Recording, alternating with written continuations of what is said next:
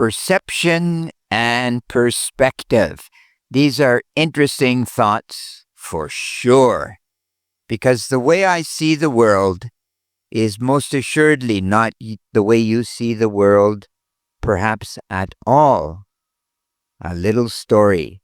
The other day, I was sitting down in a coffee shop, and a man sat down beside me, and he was soon joined by another person. And the person sets down a pair of sun-ban glasses. They're like Google glasses in that sense. They have a sensor, perhaps a camera inside them. They can connect to your device, etc. Really cool. The one man obviously wants to sell it, so he begins to explain the qualities of these glasses. The other chap picks them up, he examines them, he says, yes, I've had a pair of those glasses before. The other fellow suggests that he wants to sell them because he wants to buy another pair, etc., etc. And then the potential purchaser picks up the glasses and studies them quite closely and says, there's a scratch here. Oh, and the seller takes umbrage at this. What are you talking about? I babied these glasses. There's no scratch here. And the other man, the potential buyer, says, no, look, there is a slight scratch. So in the end, there's a bit of an argument, if you will, and the potential buyer gets up and just walks away.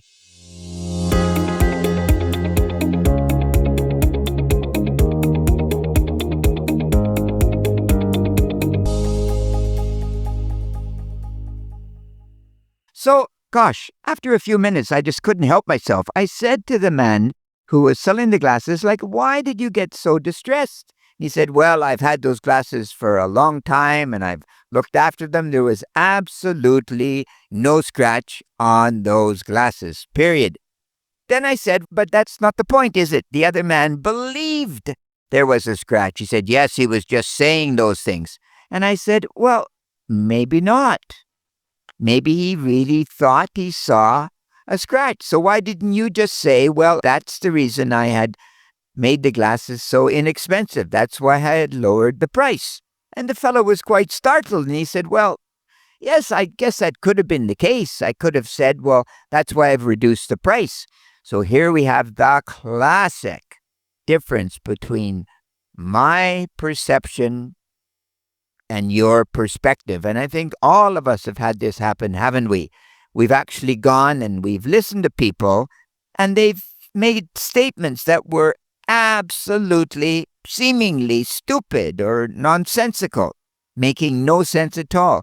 But then you realize, just wait a moment, just perhaps they believe that to be true. Now, I find increasingly if you confront people when they make foolish statements, politically, let's say, for instance, they just get angry and get up and walk away. But this is no solution, is it?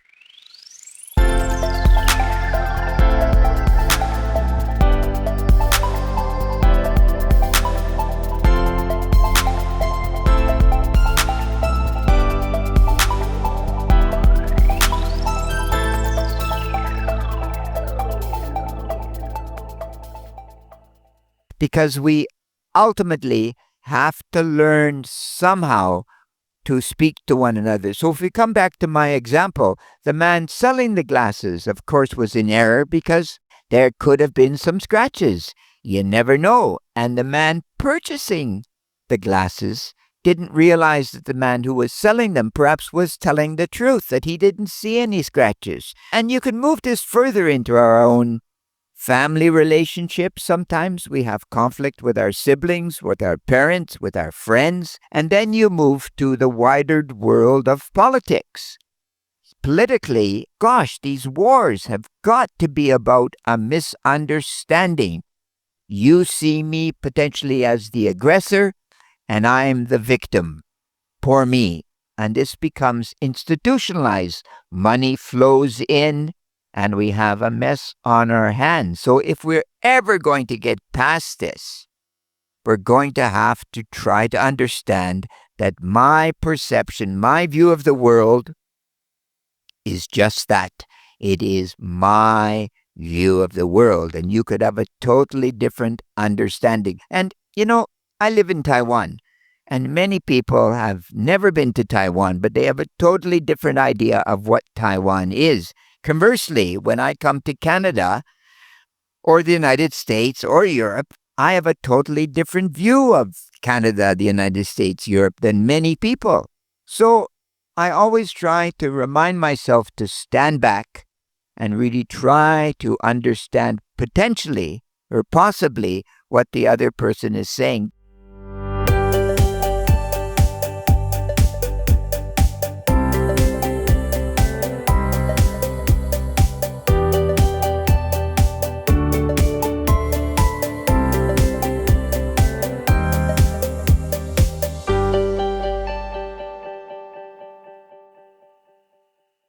The great difficulty, of course, when it comes to views, like political views, is many times there's also money involved on top of this.